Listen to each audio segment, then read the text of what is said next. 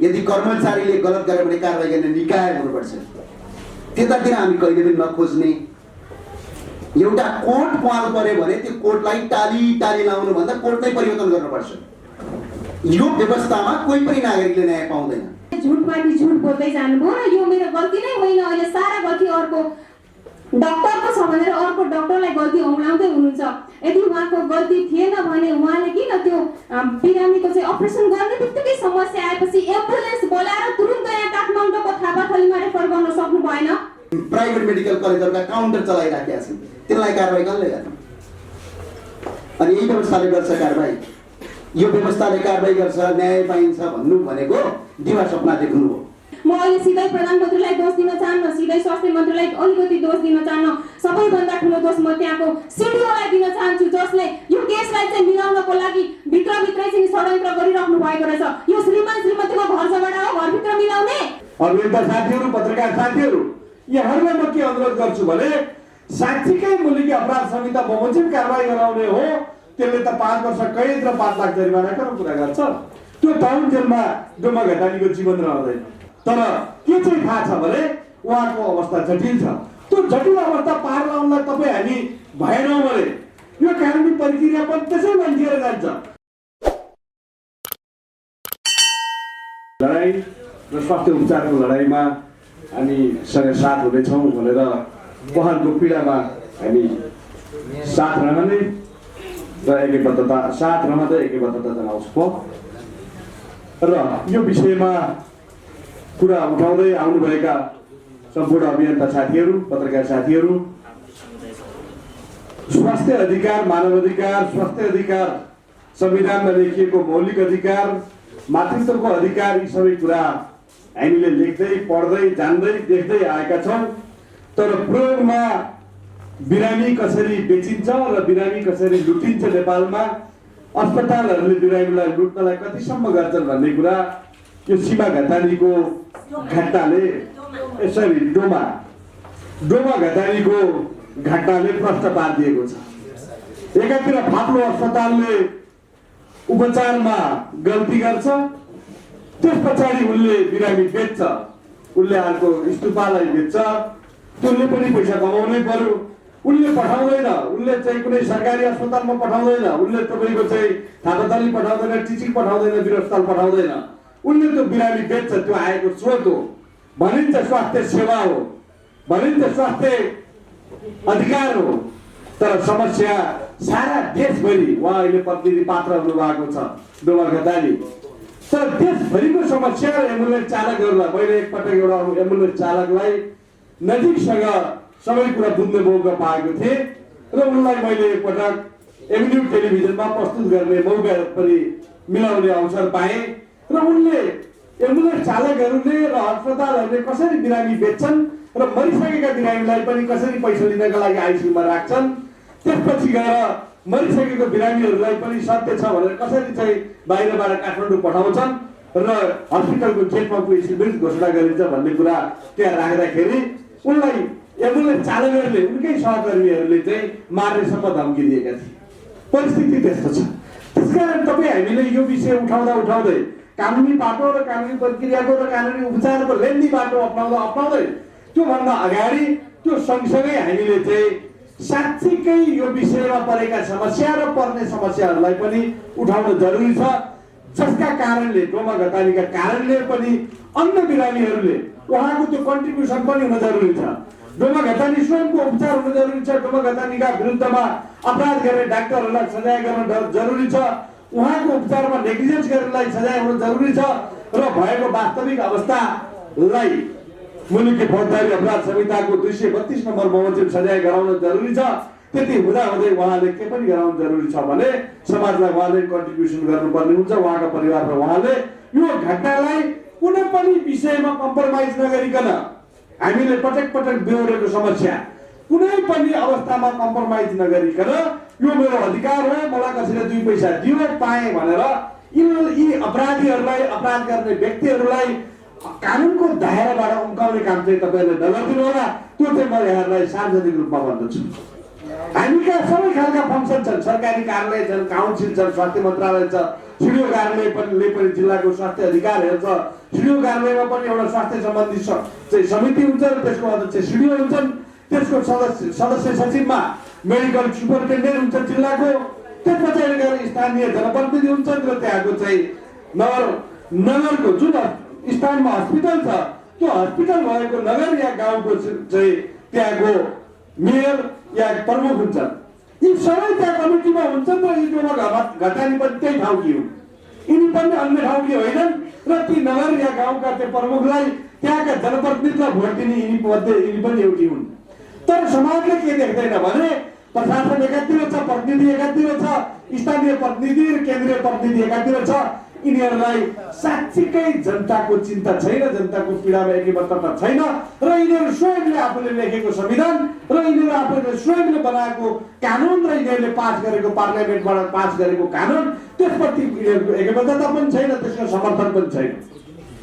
संविधानमा लेखिएको स्वास्थ्य अधिकार, मातृत्वको सुरक्षित मातृत्वको अधिकार, त्यसपछि त्यो अन्तर्गत चलेका मातृत्व सुरक्षित मातृत्वका परियोजनाहरू स्वास्थ्य मन्त्रालय अन्तर्गतका, त्यसपछि कानुनले प्रत्याचन गरेका अधिकार र त्यसबाट दण्डित गर्नुपर्ने कानुनी व्यवस्था, त्यो व्यवस्थामा हाम्रा प्रशासकहरू, हाम्रा जनप्रतिनिधिहरू, हाम्रा स्थानीय तहका प्रतिनिधिहरू कोही पनि उत्तरदायी नदेखिएका कारणले यी डोमा घतानी बहिनीले दुःख पाउनु भएको हो। त्यसकारण अभियन्ता साथीहरू, पत्रकार साथीहरू, यहाँहरूलाई म के अनुरोध गर्छु भने साँच्चीकै मुलुकी अपराध संहिता बमोजिम कारवाही गराउने हो त्यसले त 5 वर्ष कैद र 5 लाख जरिवानाको कुरा गर्छ। त्यो टाउन जेलमा डोमा घतानीको जीवन रहँदैन। त्यो अदालतबाट टाउन जेलमा पुलिसले यिनीहरूलाई पक्राउ गरेर कारवाही अगाडि बढाउन जेलमा डोमा घतानी जीवित हुनुहुन्न। मलाई लाग्छ उहाँको शारीरिक अवस्था मैले कतै फोटोमा देखेको थिएँ, परिस्थिति मैले उहाँलाई भेटेको छैन, थाहा छैन मलाई। जिताले फोनमा भनेको भन्दा बाहेक मलाई उहाँको अझै वास्तविक स्थिति थाहा छैन। तर के चाहिँ थाहा छ भने उहाँको अवस्था जटिल छ। त्यो जटिल अवस्था पार लाउनलाई तपाईँ हामी भएनौँ भने यो कानुनी प्रक्रिया पनि त्यसै लन्किएर जान्छ। नेपालमा हेर्नुहोस्, यो पावर हुने पहुँच हुने क्या कानुनी प्रक्रिया 20औं वर्ष चल्छ। सर्वोच्च अदालतमा 10औं वर्ष पेशी चलिरहन्छ मुद्दाको। जिल्ला अदालतले मुद्दा फैसला गरेर त्यतिकै लाउँछ। अनि त्यसपछि चाहिँ अनुसन्धान गर्ने निकाय, स्वास्थ्य अनुसन्धान परिषद लगायतका निकायहरू र तपाईँको त्यो प्रहरी कार्यालयले गर्ने अनुसन्धानको हालत पनि हामीले देखेका छौँ।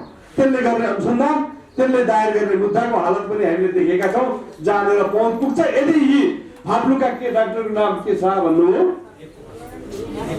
दिलीप कुमार शाह, त्यस पछाडि यहाँको के भण्डारी, यिनी तपाईँको चाहिँ अब डाक्टर आशिष भण्डारी, यिनीहरू त्यो एकजना डाक्टरको मात्र कुरा होइन, स्तुपा हस्पिटलको होल म्यानेजमेन्टमा त्यहाँको सुपरिन्टेन्डेन्ट को छ, त्यहाँको सिओ को छ, त्यो सबैको यो घटनामा मिलोमतो छ। उहाँहरूले पत्र भन्नुभएको छ बिरामी सत्य भएदेखि नभनौला भनेको। एउटा मान्छेको शरीरमा भएको अन्यभन्दा बाहेकको चिज उसको शरीरमा छ भने त्यसलाई तपाईँको चाहिँ नभए सत्य भए नभनौला भनेको भन्ने त्यो सम्मको अपराध र त्यो आफ्नो सहकर्मीहरूले गरेको अपराधमा जोगाउने अर्को महा अपराध गर्ने डाक्टर, उहाँहरूलाई उत्तरदायी बनाउनका लागि तपाईँ हामी सबैले प्रयास गर्न जरुरी छ। सबैले उहाँको उपचारका लागि नेपाल सरकारलाई, स्वास्थ्य मन्त्रालयलाई हामीले दबाब दिएर बाध्य पारेनौँ भने यता धेरै पीडितहरू, मैले पहिला पनि सिडिओ कार्यालयमा अघिल्लो ऐन बमोजिम सिडिओ कार्यालयमा निवेदन दिने चाहिँ कानुनी व्यवस्था थियो। 50,000 देखि 1 लाखसम्म तपाईँको चाहिँ त्यो क्षतिपूर्ति सरकारबाट तिराएर अब मान्छेको ज्यान जाने अवस्था छ, मान्छेको ज्यान गएको छ, मान्छे अङ्गभङ्ग भएको छ, मान्छेको जीवन गएको छ। मान्छे बाँचेर चाहिँ तपाईँको रोगी हुँदा ज्यान गएको भन्दा त्यहाँनिर ठुलो समस्या हुन्छ, त्यहाँनिर ठुलो पीडा हुन्छ। ती कुराहरूमा तपाईँको चाहिँ अनि 5 वर्षमा 50,000 1 लाख रुपियाँ तिराउँदाखेरि डाक्टरहरूको तपाईँको चाहिँ डाक्टर एसोसिएसनले विरोध गर्ने र अनि काहीँ टेलिभिजनमा कतै भेट भयो भने उहाँहरू त्यही कुरा उचालेर हामी झगडा गर्नुहुन्छ। यही कानुन आइसकेपछि डाक्टरहरूको विरोध भयो, त्यसपछि केही पनि छैन। 5 वर्ष कैद हो, ज्यान जाने लापरवाही र हेलचक्राइ भन्दाखेरि जम्मा 5 वर्ष कैदको विषय छ यही विषयमा। अनि मैले हरिहर अवस्थी र मेरो चाहिँ 2 जनाको एउटा टेलिभिजनमा छलफल राखेको थियो। त्यहाँ मैले बोल्दाखेरि उहाँहरूको त्यहाँ फोन आयो, डाक्टरहरूको त्यहाँ फोन डाइरेक्ट कल आउने भनेर भनेको थियो। त्यो आन्दोलनको विषयमा कुरा उठ्दाखेरि मैले त्यहाँ के भने यो सजाय कम भयो। मुलुकी ऐन अपराध संहिताले एउटा व्यक्ति मार्ने जानी जानी लापरवाही गरेर हेरचाह गरेर जानी जानी मार्ने व्यक्तिको हकमा चाहिँ 25 वर्ष सजाय छ भने डाक्टरलाई 5 वर्ष अङ्गभङ्ग गर्यो, कसैले जानी जानी अङ्गभङ्ग गर्यो भने त्यसलाई तपाईँको 12 वर्ष सजाय छ, डाक्टरलाई 5 वर्ष र 50,000। त्यो क्षतिपूर्तिले पुग्दैन र त्यो सजायले पुग्दैन, किनभने हामीले स्वास्थ्य उपचारमा संलग्न हुने प्राविधिक डाक्टरहरू चाहिँ जनताप्रति उत्तरदायी भएको हामीले देखेका छैनौँ। उनीहरू माफियाप्रति उत्तरदायी छन्, उनीहरू लगानीकर्ताप्रति उत्तरदायी छन् र उनीहरू कसरी हुन्छ अन्डर टेबल मनी या ब्ल्याक मनी चाहिँ उत्पन्न गर्नका लागि, त्यो लिनका लागि चाहिँ उत्तरदायी छन्। त्यस कारणले गर्दा माल प्र्याक्टिस भन्छ स्वास्थ्यको भाषामा, माल प्र्याक्टिस, स्वास्थ्यमा माल प्र्याक्टिस गर्ने भन्छ। माल प्र्याक्टिसको उदाहरण यही हो। डाक्टरले माल प्र्याक्टिस गर्यो भनेको गलत गर्यो भने हस्पिटलभित्र 4 जना डाक्टर बसेका ठाउँमा भन्नु होला या जितालाई सोधौँ माल प्र्याक्टिस। माल प्र्याक्टिस चाहिँ यो डोमामाथि माल प्र्याक्टिस भयो र तपाईँ हामी कानुनी लडाई, अभियानका लडाई, जुलुस, धरना यो तपाईँलाई चित्त नबुझ्न सक्छ, यो व्यवस्थामा हुँदैन। जुन देशमा न्यायाधीशहरू खरिद बिक्रीमा छन्, जुन देशमा पार्टीका कार्यकर्ता बाहेक अर्को मान्छे न्यायाधीश नै बन्दैन, जुन देशमा तपाईँको क्षमताभन्दा बाहिरका मान्छेलाई लगेर डाक्टर बनाइन्छ, अनि यो देशमा विकास भएन, आज अन्याय भयो भनेर हुँदैन। डोमा जुन घटना नि विश्वकर्माका जस्ता घटनाहरू, कति यति घटनाहरू अहिले पनि के छन् भने लुकेर बसेका छन्। व्यवस्था परिवर्तन नै यो देशको पहिलो सिंगार हो। हुँदैन यसरी। जबसम्म यो देशमा विधिको शासन हुँदैन, कानुनी राज्य हुँदैन, जबसम्म कर्मचारीलाई डर भन्ने चिज हुँदैन, जनप्रतिनिधिबाट कर्मचारीलाई डर हुनुपर्छ। सांसद मन्त्रीहरूले गलत काम गरे भने त्यसलाई कारबाही गर्ने निकाय हुनुपर्छ। यदि कर्मचारीले गलत गरे भने कारबाही गर्ने निकाय हुनुपर्छ। त्यतातिर हामी कहिले पनि नखोज्ने। एउटा कोर्ट पाल पर्यो भने त्यो कोर्टलाई टाली टाली लाउनु भन्दा कोर्ट नै परिवर्तन गर्नुपर्छ। यो व्यवस्थामा कोही पनि नागरिकले न्याय पाउँदैन। खरिद र बिक्री छ कानुन। म आज पनि भन्न चाहन्छु, स्वास्थ्य मन्त्रीज्यूले आफ्नो परिचय दिनुभएको थियो, परिचय दिने बेला आयो। स्वास्थ्य मन्त्रीको काम के हो? जनताहरू र नागरिकहरू कहाँ ठगिरहेका छन् त्यसको जिम्मेवारीका बोधका साथ सरकारी निकायका कर्मचारी, त्यहाँका डाक्टरहरूलाई, नर्सहरूलाई र स्वास्थ्य कर्मीलाई जनताका सेवामा खटाउनु हो, या म नारायण त्रिपाठी या हृदय त्रिपाठी भन्दै समाजमा तपाईँको एउटा दम्भ देखाउनु? यो होइन कदापि। यहाँ मात्र होइन, डोमाजीको मात्र होइन, नेपालगञ्जमा आज पनि जाने हो भने प्रत्येक अस्पतालमा हेर्नुहोस्, डाक्टरहरू त्यहाँको क्यान्टिन चलाए जसरी, एउटा टिकट काउन्टर चलाए जसरी प्राइभेट मेडिकल कलेजहरूका काउन्टर चलाइराखेका छन्। त्यसलाई कारबाही कसले गर्ने? अनि यही व्यवस्थाले गर्छ कारबाही। यो व्यवस्थाले कारबाही गर्छ, न्याय पाइन्छ भन्नु भनेको दिवा सपना देख्नु हो। व्यवस्थामा व्यापक फेरबदल गर्नुपर्छ, त्यो हिम्मत र आँट राख्नुपर्छ, बल्ल मुलुक परिवर्तन हुन्छ। कसैसँग डराउनु हुँदैन। यो डोमाजीको केसमा पनि त्यही भएको छ। स्वास्थ्य मन्त्री कहाँ जानुपर्छ, स्वास्थ्य मन्त्रीले यो काम गर्नु पर्थ्यो। हाम्रो स्वास्थ्य तथा शिक्षा विभाग प्रमुख जिता बरालले रात दिन यसमा लागिराख्नु भएको छ। अझै पनि हामी अभियानको तर्फबाट भन्छौँ, हामी रात दिन त्यसमा लाग्नुहोस् र उहाँलाई जबसम्म न्याय पाइँदैन तबसम्म लडिराख्नुहोस्। तर न्याय पाइने सम्भावना सोचे जस्तो छैन। जुन देशमा आँखै अगाडि तपाईँको मान्छेको हत्या गरिसके पछाडि अदालतबाट उम्किने देश, न्याय पाइन्छ भनेर सोच्नुपर्छ। हो, आशा र भरोसा छ, तर यो आशा र भरोसा 100% यो छैन कि न्याय पाइन्छ भन्ने छैन। यो यस्ता घटनाहरू भइराखेका छन्। विधिको शासन, कानुनी राज्य, त्यसका लागि खैले युवाहरूको आवाज उठेको? यही हो परम्परा, यही हो। स्वास्थ्यको स नजानेका मान्छेहरू स्वास्थ्य मन्त्री भएर बसेका छन्। कानुनको क नजानेकाहरू कानुन मन्त्री बनेका छन्। वनको ब नजानेका माफियाहरू वन मन्त्री बनेका छन्। अनि तपाईँको देशमा सुशासन खोजेर हुन्छ। सुशासन खोज्नका लागि लड्नुपर्छ, लड्न सक्ने क्षमता राख्नुपर्छ र हिम्मत र दमका साथ एकजुट भएर अगाडि बढ्नुपर्छ, मात्र मुलुक परिवर्तन हुन्छ। खै आज डोमाजीको केस भयो, भोलि अर्काको केस हुन्छ, हिजो अस्तिको भएको थियो अर्काको। यो निरन्तर चलिरहन्छ। जबसम्म यो व्यवस्था रहन्छ तबसम्म जनताले कहिले पनि सुख पाउँदैन। कस्तो देशमा यहीँनिर अधिवक्ताजी हुनुहुन्छ, न्याय किन्नुपर्छ पैसामा। न्यायका दुकानदारहरू बसेका छन्, खरिद र बिक्री भइराखेका छन्। अदालतका न्यायाधीशहरू स्वच्छ जना छैनन्, पार्टीको कार्यकर्ता र नेताको गुलामी गरेका भन्दा अर्को व्यक्ति छैनन्। चाहे ती धेरै काम गरिएका न्यायाधीशका नाम हेर्नुहोस्, तिनको इतिहास हेर्नुहोस्, राजनीतिक पार्टीहरूले अस्थायी न्यायाधीश नियुक्त गरेर न्यायाधीश बनेका छन्। के तिनीहरू आफ्नो क्षमताले न्यायाधीश बनेका छन्? यो हुँदैन, यो पटक्कै हुँदैन। यो किसिमको व्यवस्था, यही किसिमको शासन पद्धति र यही किसिमको यो झुट तन्त्र यदि यो देशमा बच्यो भने मुलुक 1 इन्च पनि अगाडि बढ्दैन। के भयो? 30 वर्षमा 30 वटा अस्पताल देखाउनुहोस्, न्यायको कुरा आज हेर्नुहोस्, कहाँ जाने कहाँ? धन्न हाम्रा अधिवक्ताज्यूहरूले तपाईँको निःशुल्क मुद्दा लड्छु भन्नुभएको छ। त्यो डाक्टरले अलिकति घुस खुवायो भनेपछि त्यो न्यायालयबाट त्यो मान्छे उम्किन्छ। यस्तो देश हो यो। अनि जनताले न्याय पाइराखेका छन्। स्वास्थ्य, शिक्षा र न्याय यी चिजहरू निःशुल्क पाउनुपर्ने कुरा निःशुल्क दिएको छ। ठाउँ ठाउँमा दुकानदार खोलेका छन्, ठाउँ ठाउँमा गरेका छन्। यो किसिमको व्यवस्थामा मैले अघि नै भनिसकेँ, न्याय पाइएला, मुलुक विकास होला, मुलुक सही बाटोमा जाला, रोजगारी स्थापना होला भनेपछि धेरै कुरा परिवर्तन गर्नुपर्छ मात्रै कुरो हुन्छ। के फरक पर्छ? प्रधानमन्त्री केपी शर्मा ओलीको ठाउँमा शेरबहादुर देवा आउनुहुन्छ, शेरबहादुर देवाको ठाउँमा पनि प्रचण्ड आउनु होला, या तपाईँको महन्त ठाकुर आउनु होला। के फरक पर्छ जनतालाई? हिरदेश त्रिपाठीभन्दा अगाडि पनि स्वास्थ्य मन्त्री थिए भानुभक्त ढकाल। केही फरक पर्यो? कालो गए गोरो गए व्यवस्थाका विरुद्धमा सङ्घर्ष गर्न सक्नुपर्छ। टालेको कोटलाई जहिले पनि टालेर लाउने होइन, पाल परेको कोटलाई परिवर्तन गरेर फालेर नयाँ कोट किन्न सक्नुपर्छ, बल्ल मुलुक विकास हुन्छ। र यो न्यायका लागि हामी सशक्त छौँ। मैले दुर्गुण्डा नगरपालिकाका मेयरसँग पनि यो विषयमा कुराकानी गरिराखेका छु। तपाईँहरूलाई म आग्रह गर्न चाहे र त्यसै गरेर कानुनी रूपमा इन्द्रराजज्यूले गर्नुहुन्छ भने म ढुक्क आशावादी छु र अरू थप कामहरू के गर्नुपर्ने हो र यदि आवश्यक परेको खण्डमा स्वास्थ्य मन्त्रीसँग फेरि डिबेट गर्न पनि हामी तयार छौँ। र यसका लागि तपाईँ सम्पूर्ण साथीहरूले जति पनि अहिले सहयोग गर्नुभएको छ, मिडियाका साथीहरूले जसरी यो आवाजलाई अगाडि उठाउनु भएको छ, तपाईँ सबै धन्यवादका पात्र हुनुहुन्छ। रात दिन मैले युट्युब मिडियामा हेरिराखेका छु, उहाँ साथी हुनुहुन्छ लगायतका साथीहरू रात दिन यो केसमा अल्झिराख्नु भएको छ। रात दिन उहाँले आफ्नो समयलाई बर्बाद गरिराख्नु भएको छ। तपाईँहरू अझै अगाडि यो केसलाई, उहाँको न्यायका लागि अझै अगाडि बढ्नुहोस्।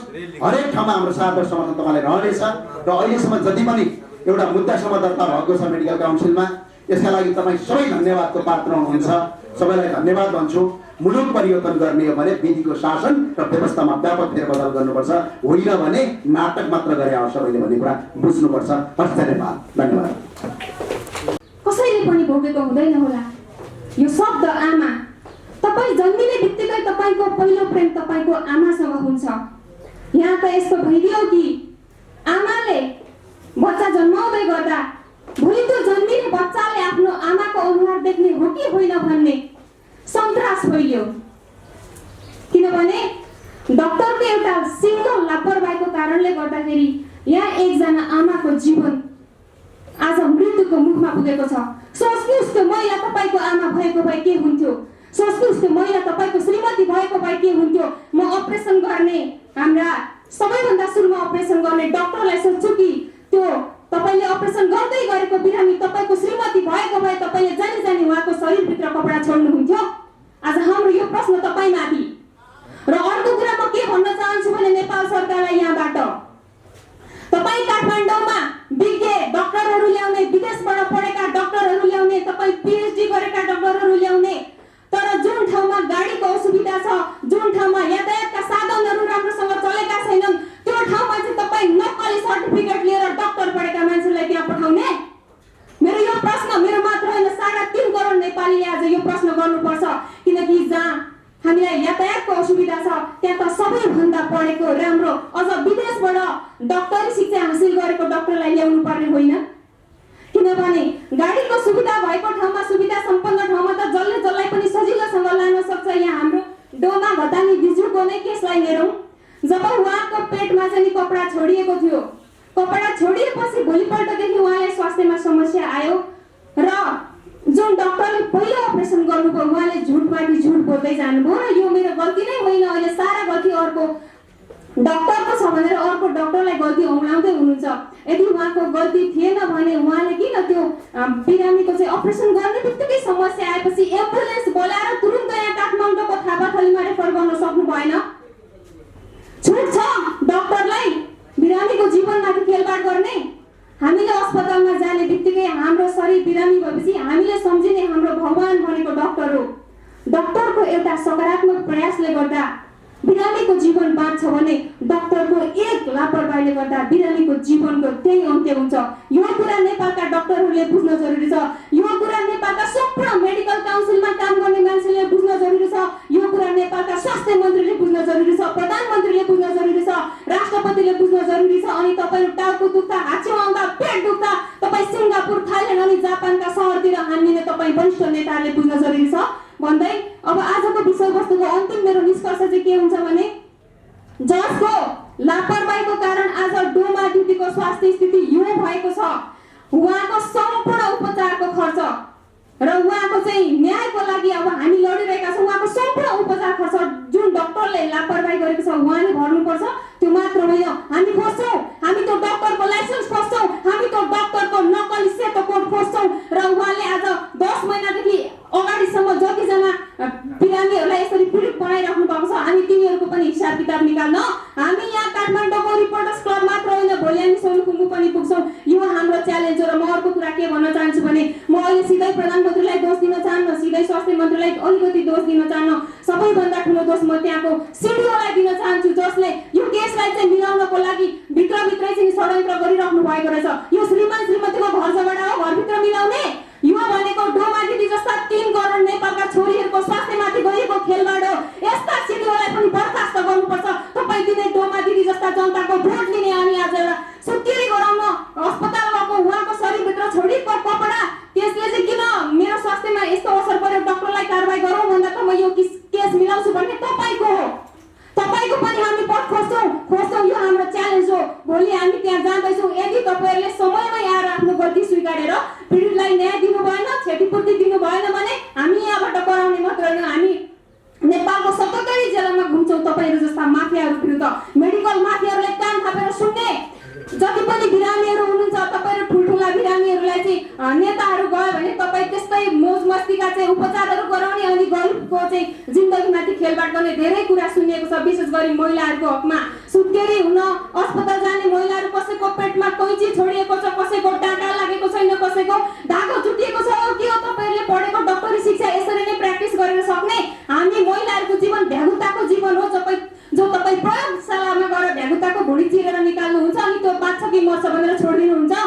के सोच्नु भएको छ तपाईले? त्यसले गर्दा म यहाँबाट सम्पूर्ण डोमा दिदीको स्वास्थ्य उपचारमा सुरुदेखि डोमा दिदीको शरीरमा कैची चलाउने डाक्टरदेखि लिएर अहिले यहाँ सेकेन्ड डाक्टर जो भनिराख्नु भएको छ डाक्टर आशिष राज भण्डारी ज्यू, उहाँले 4 पटकसम्म अपरेसन गरिसकेपछि यो केस किन उहाँले अर्को अस्पतालमा फरवार्ड गर्नुभयो?